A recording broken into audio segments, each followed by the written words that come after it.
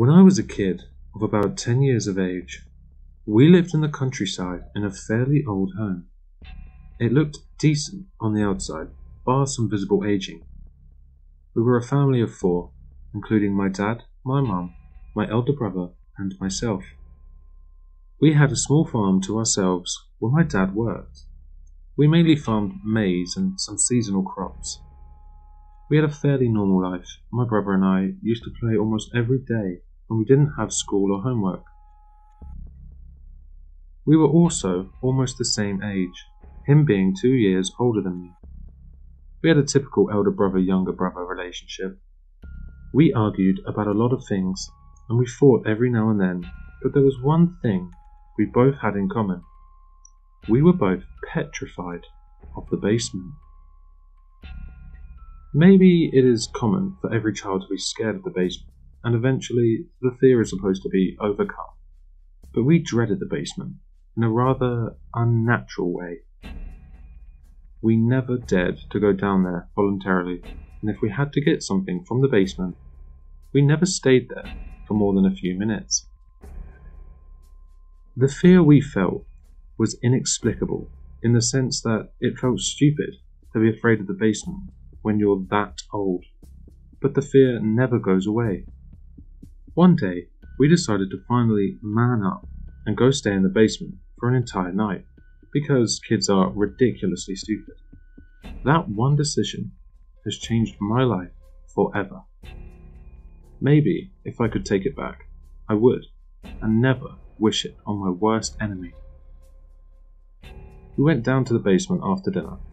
We told Mum and Dad that we would sleep in the basement that night. They couldn't care less, and weren't really bothered about our act of overcoming our fears.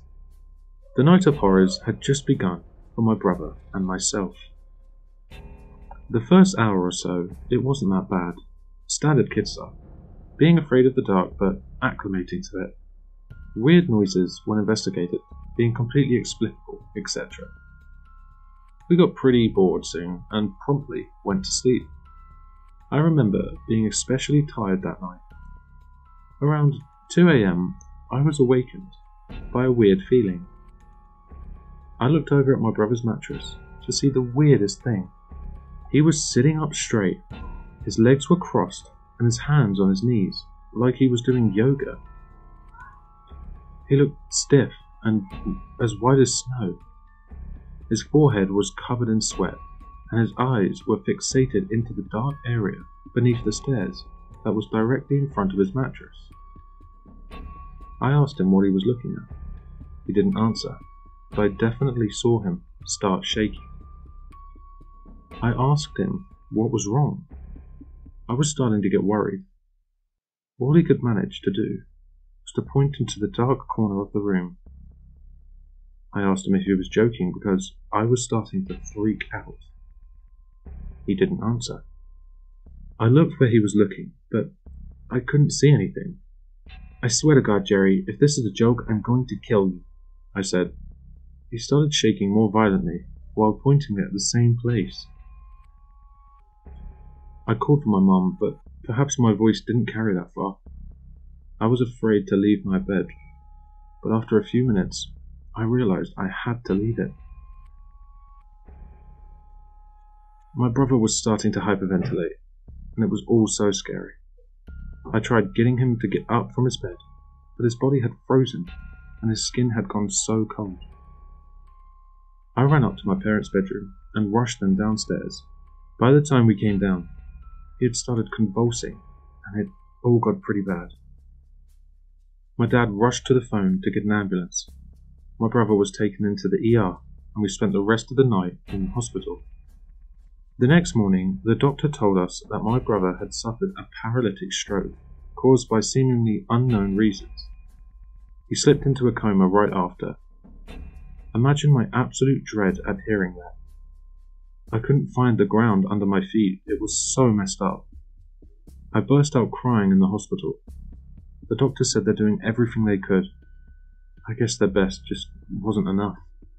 My brother eventually got worse, and it was getting more and more obvious that he would die. We spent almost 2 weeks in the hospital, by his bed, and his condition was getting no better. On the night before he passed away, I was by his bed. He woke up momentarily from his coma. He still looked stiff and pale. I immediately rang for the nurse. He held my hand with his weak grip and whispered something illegible. The nurses came in and wheeled him away to the ER again. We weren't expecting him to make it, but him waking up gave me some hope. Maybe the doctors will be able to save him. All my hopes were crushed when the doctors broke the bad news. The entire week after that, we prepared for his funeral. Truth be told, I don't remember doing anything that week.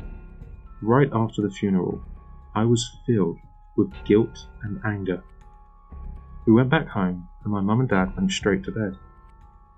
I was going to go to bed too, but I thought I'd check out the basement one more time. I was hell-bent on getting revenge from the thing that had killed my brother. At the very least, the prospect of facing danger sounded like just the kind of thing I needed to do. I went down there with a torch and looked around. The room was no less terrifying, but in fact even more so, and it took me all my courage to go down there again. I looked around to find anything unusual, but I couldn't find anything. I suddenly remembered that my brother had whispered something to me in his last moments. I tried hard to focus, to remember what he had said. That's when I heard it. A blood-curdling scream from the same place that he had pointed to the other night. I looked over to find my brother's twisted corpse floated in mid-air in the center of a ring of fire. I froze as the words, "Mary screams at night," said in a whisper echoed in my mind over and over. I tried to scream, but my throat had closed up. I could feel my limbs going stiff as I fell to the ground while the floating corpse convulsed in mid-air. I opened my eyes in the hospital. Apparently I had passed out after screaming in the basement. When I explained what I had seen, the doctors brushed it off, saying it was a hallucination induced by trauma. To this day, I don't know if it was true, but the details of that experience are imprinted in my memory. We left the house that year and moved to a neighbouring town. In my nightmares, I would often relive it. The basement of horrors that took my brother. It took me years of therapy to get over that, and even today, after almost 25 years, I have trouble finding a good night's sleep.